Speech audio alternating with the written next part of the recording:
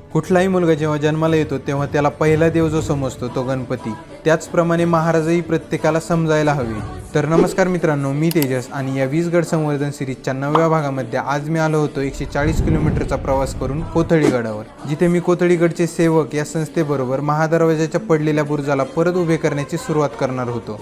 सकाळी 7 वाजता ट्रेकला सुरुवात करत हा ट्रेक करण्यासाठी जिथे 2 पाय असलेल्या माणसाची दमछाक होते, तिथे हाच ट्रेक आमच्यासोबत 1 पाय असलेला मावळा करत होता। जरी हा ट्रेक करण्यासाठी गती यांची कमी असली तरी ही पाऊलवाट त्यांना आणि आम्हाला योग्य दिशेने नेत होती। शेवटी 1 तासाचा ट्रेक करून महादरवाजाच्या पडलेल्या बुरुजाचे काम करायला सुरुवात केली।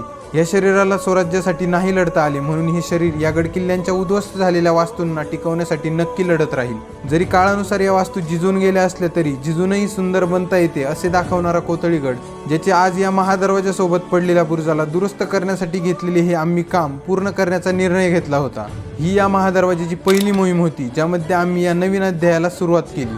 पण मी याचा शेवट करू शकेल का नाही हे तर नाही माहीत, पण हे काम निरंतर चालू नक्की राहील। या गडावर असलेले भैरवनाथ मंदिर, मंदिराजवळ असलेली कातळ कोरीव खिडकी, भक्कम अशा 2 तोफा आणि बालेकिल्ल्याच्या पोटातून वर येण्यासाठी तयार केलेल्या कातळ कोरीव पायऱ्या, ज्यामुळे या गडाला कोथळीगड असे नावही बहुतेक ठेवले असावा। शेवटी मला जर कोणी विचारले दुर्गसेवक कोणाला म्हणतात, तर माझे उत्तर असेल पैसे कमवण्याच्या धावपळीत जे वेळ काढून या संवर्धनाला येतात त्यांना दुर्गसेवक म्हणतात।